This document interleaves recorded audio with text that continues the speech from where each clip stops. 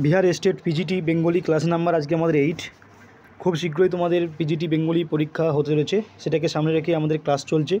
যার আগের ক্লাসগুলো দেখোনি অবশ্যই বিহার স্টেট পিজিটি বেঙ্গলি এই নামের প্লেলিস্টে গিয়ে ড্রিম জব ইউটিউব চ্যানেলে তার প্লেলিস্টে গিয়ে ক্লাসগুলো দেখে নাও, ঠিক আছে?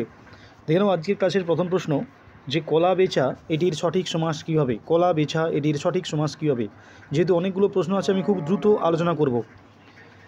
কলা বেচা এটির সঠিক সমাস হয়ে যাবে কলাকে বেচা, ঠিক আছে?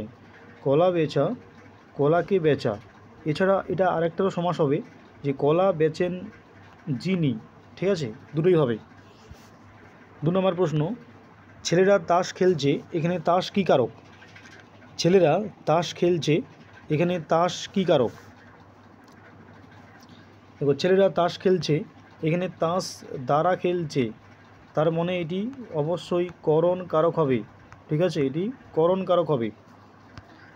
3 নম্বর প্রশ্ন, মহাশয়ের থাকা হয় কোথায়? এটি কী বাচ্য? মহাশয়ের থাকা হয় কোথায় এটি কী জাতীয় বাচ্যের মধ্যে পড়ে? অবশ্যই এখানে হকার আছে, তাই এটা ভাব বাচ্য, ঠিক আছে? এটি ভাব বাচ্য হয়ে যাবে। মহাশয়ের থাকা হয় কোথায়, এটি ভাব বাচ্য। দেখব 4 নম্বর প্রশ্ন, ঘোষ বর্ণের অপর নাম কি? বিহার স্টেট বেঙ্গলিতে কিন্তু এই জাতীয় প্রশ্নই আসবে, গ্রামারের সংখ্যাই বেশি থাকবে। ঘোষ বর্ণের অপর নাম কি?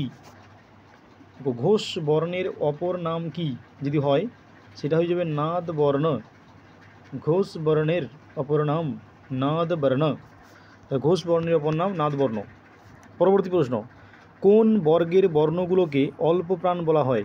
কোন বর্গের বর্ণগুলোকে অল্প প্রাণ বলা হয়ে থাকে? কোন বর্গের বর্ণগুলোকে অল্প প্রাণ বলা হয়ে থাকে? কী হবে?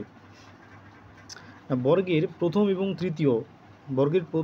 এবং তৃতীয় স্থানে যে সমস্ত বর্ণগুলো বিলং করে সেগুলোকে অল্প প্রাণ বর্ণ বলা হয়, এবং বর্গের দ্বিতীয় এবং চতুর্থ স্থানে যে বর্ণগুলো থাকে সেগুলোকে মহাপ্রাণ বলা হয়, ঠিক আছে?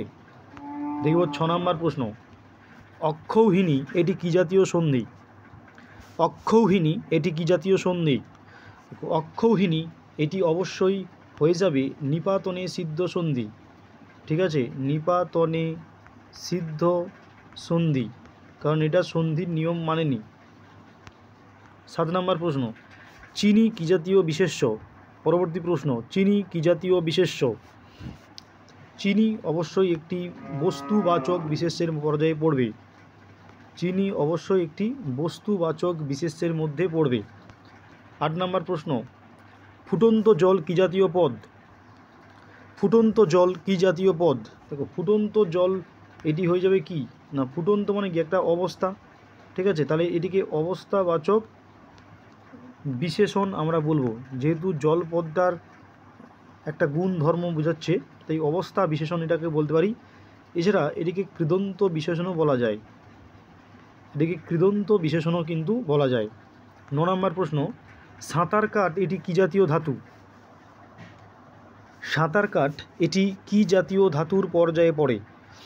তো সাঁতার কাঠ এটি অবশ্যই প্রথমে বিশেষ্য, তারপর হচ্ছে কাঠ ধাতু, তার মানে এটি কিন্তু সংযোগমূলক ধাতু হবে, সংযোগমূলক ধাতু, ঠিক আছে? সাঁতার কাঠ এটি সংযোগমূলক ধাতু হয়ে যাবে। 10 নম্বর প্রশ্ন, আসছে বছর আবার হবে এটি কী জাতীয় কাল? আসছে বছর আবার হবে এটি কী জাতীয় কালের পর্যায়ে পড়ে?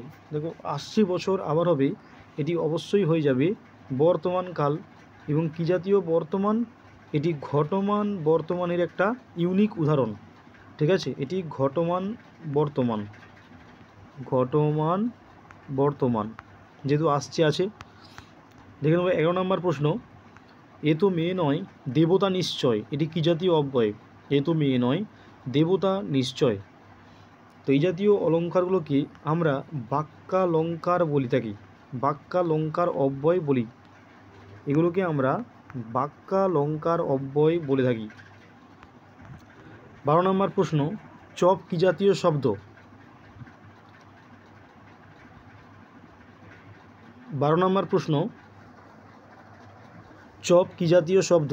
দেখো, 12 নম্বর প্রশ্ন, চপ হচ্ছে অবশ্যই হয়ে যাবে একটি ইংরেজি শব্দ, চপ হচ্ছে কিন্তু ইংরেজি শব্দ, চপ ইংরেজি শব্দের পর্যায়ে পড়ে। দেখব 13 নম্বর প্রশ্ন, রক্ত কি প্রত্যয়জাত, অর্থাৎ এই রক্ত সব পদটা কোন প্রত্যয়ের ফলে সৃষ্ট হয়েছে? দেখো রক্ত হচ্ছে রণজ যোগ ত, অর্থাৎ সেখান থেকে রক্ত, অর্থাৎ কয়তয় প্রত্যয়জাত, ঠিক আছে, উত্তর হয়ে যাবে কয়তয়। 14 নম্বর প্রশ্ন, অরিকে দমন করেন যিনি তাকে কি বলে? এক কথায় প্রকাশ। অরিকে দমন করেন যিনি তাকে এক কথায় কি বলা হয়? দেখো অরিকে দমন করেন যিনি তাকে বলা হয় অরিন্দম, তাকে বলা হয় অরিন্দম, যিনি শত্রুকে দমন করেন। 15 নম্বর প্রশ্ন, ফুল পদান্তর কি হবে? ফুল পদান্তর কি হবে? ফুলের পদান্তর কি হবে? ফুলের পদান্তর হবে ফুলেল, ঠিক আছে, তাহলে ফুলের পদান্তর হয়ে যাবে ফুল যদি বিশেষ্য হয়, ফুলেল হচ্ছে বিশেষণ। 16 নম্বর প্রশ্ন, গৌড়ীয় ব্যাকরণ কার লেখা? গৌড়ীয় ব্যাকরণ কার লেখা? গৌড়ীয় ব্যাকরণ অবশ্যই লিখেছেন রামমোহন রায়, গৌড়ীয় ব্যাকরণ লিখেছেন রামমোহন রায়। দেখে নেব 17 নম্বর প্রশ্ন, পোয়া 12 এই বাগবিধিটির বা বাগধারাটির মূল অর্থ কী? পোয়া 12 এই বাগবিধিটির মূল অর্থ হচ্ছে সুবর্ণ সুযোগ। পোয়া 12 এই বাগবিধিটির মূল অর্থ হচ্ছে সুবর্ণ সুযোগ। 18 নম্বর প্রশ্ন, গো দহন করে যে কন্যা তাকে এক কথায় কি বলা হয়? গো দহন করে যে কন্যা তাকে এক কথায় কি বলা হয়? গো দহন করে যে কন্যা তাকে এক কথায় বলা হয় দুহিতা। গো দহন করে যে কন্যাকে বলা হয় দুহিতা। 19 নম্বর প্রশ্ন, বামদেব এই শব্দটির অর্থ কী? বামদেব এই শব্দটির অর্থ কী?